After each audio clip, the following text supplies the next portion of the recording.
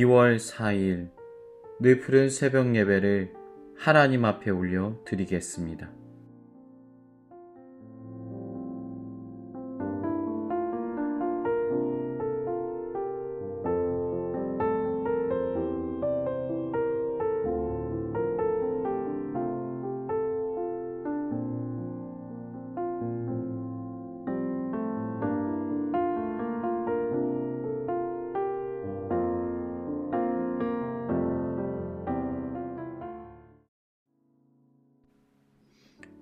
오늘은 마태복음 18장의 말씀으로 하나님 말씀을 나누겠습니다.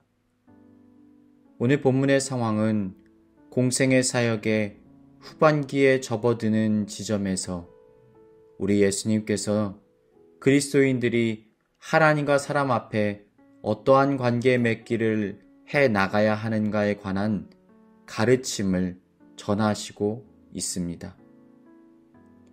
1절부터 4절은 성도가 갖추어야 되는 기본 자세를 말씀하고 있습니다. 바로 어린아이와 같은 겸손함을 가지라는 거예요. 그때 제자들이 예수께 나와 이르되 천국에서는 누가 크니까? 예수께서 한 어린아이를 불러 그들 가운데 세우시고 이르시되 진실로 너희에게 이르노니 너희가 돌이켜 어린아이들과 같이 되지 아니하면 결단코 천국에 들어가지 못하리라. 그러므로 누구든지 이 어린아이와 같이 자기를 낮추는 사람이 천국에서 큰 자니라.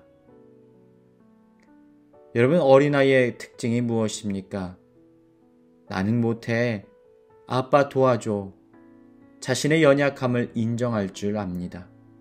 그리고 자신의 연약함을 부모로부터 채워나가는 것을 당연하게 여깁니다. 사랑하는 여러분, 우리도 이러한 어린아이와 같은 겸손함을 가질 수 있어야 합니다. 우리의 연약함을 인정하고 하늘 아버지께 도움을 구하는 삶을 살아가야 합니다. 그러한 신앙과 믿음을 가지시길 축복합니다.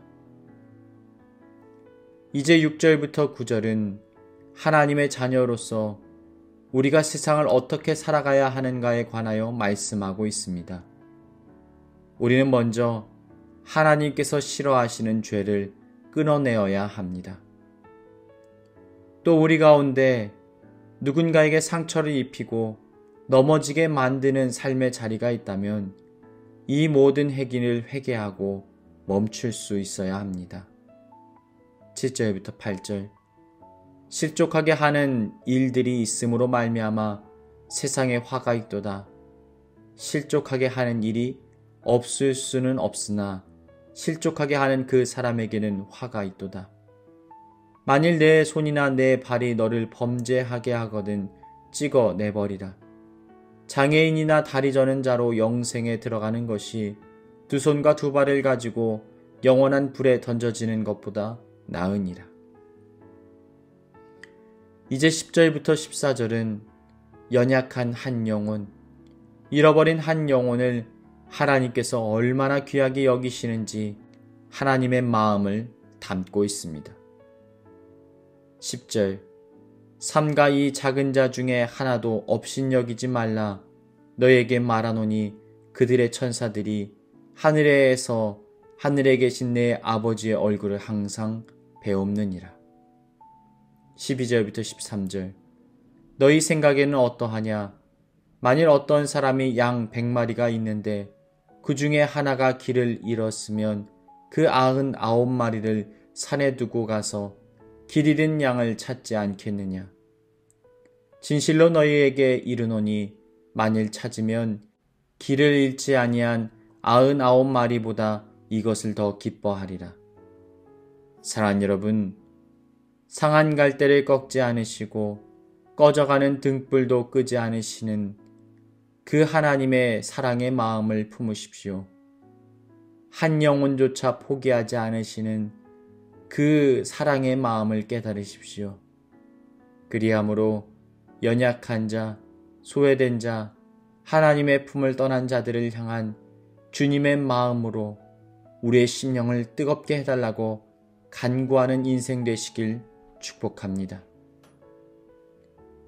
이제 15절부터는 죄를 지은 형제를 대하는 신앙인들의 자세가 어때야 하는가에 관하여 말씀하고 있습니다. 죄는 하나님께서 미워하시는 것입니다. 죄는 하나님으로부터 오는 좋은 것을 끊어버립니다. 그럼에도 조심스럽게 우리가 죄의 문제를 다루기 원하시는 거예요. 그리고 형제로 하여금 죄의 문제로부터 돌이킬 수 있는 회개의 기회를 주기를 원하시는 것입니다. 15절부터 17절 내 형제가 죄를 범하거든 가서 너와 그 사람과만 상대하여 권고하라. 만일 들으면 내가 내 형제를 얻은 것이요. 만일 듣지 않거든 한두 사람을 데리고 가서 두세 증인의 입으로 말마다 확증하게 하라. 만일 그들의 말도 듣지 않거든 교회에 말하고 교회의 말도 듣지 않거든 이방인과 세리와 같이 여기라. 사랑하는 여러분, 우리는 누군가를 포기하지 않고 사랑해야 됩니다. 그렇다고 해서 죄에 대해 방임하거나 내버려 두어서는 안 되는 거예요. 그 영혼이 하나님 앞에 다시 돌아올 수 있도록 은혜의 기회를 베푸는 것, 그것이 때로는 진정한 사랑이 될 수도 있는 것입니다. 이제 21절부터는 용서할 줄 모르는 종의 비유, 10,000달란트 탕감받은 자의 비유를 통하여서 나에게 죄를 지은 자를 어떻게 해야 하는가에 관한 하나님의 뜻을 발견하게 됩니다. 용서하고 사랑으로 품기를 원하시는 거예요. 21절부터 23절 그때 베드로가 나와 이르되 주여 형제가 내게 죄를 범하면 몇 번이나 용서하여 주리이까? 7번까지 하오리이까? 예수께서 이르시되 내게 이르노니 7번뿐 아니라 7번을 70번까지라도 할지니라. 그러므로 천국은 그 종들과 결산하려 하던 어떤 임금과 같으니.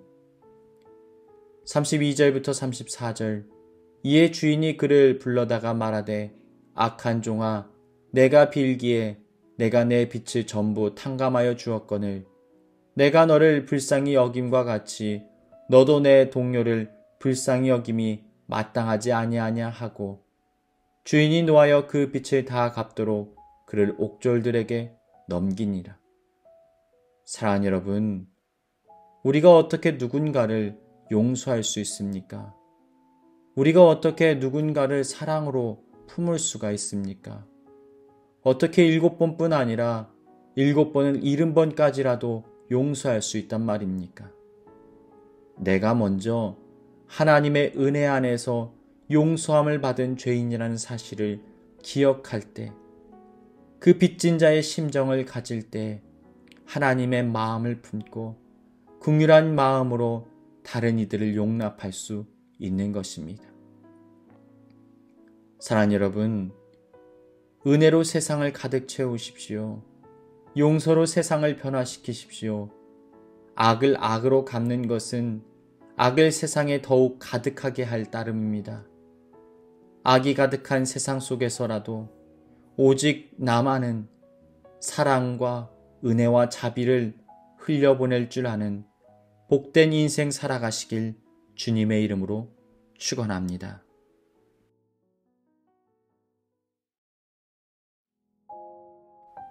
이 시간 교회에 주신 공동의 기도 제목을 가지고 다 같이 기도하시겠습니다.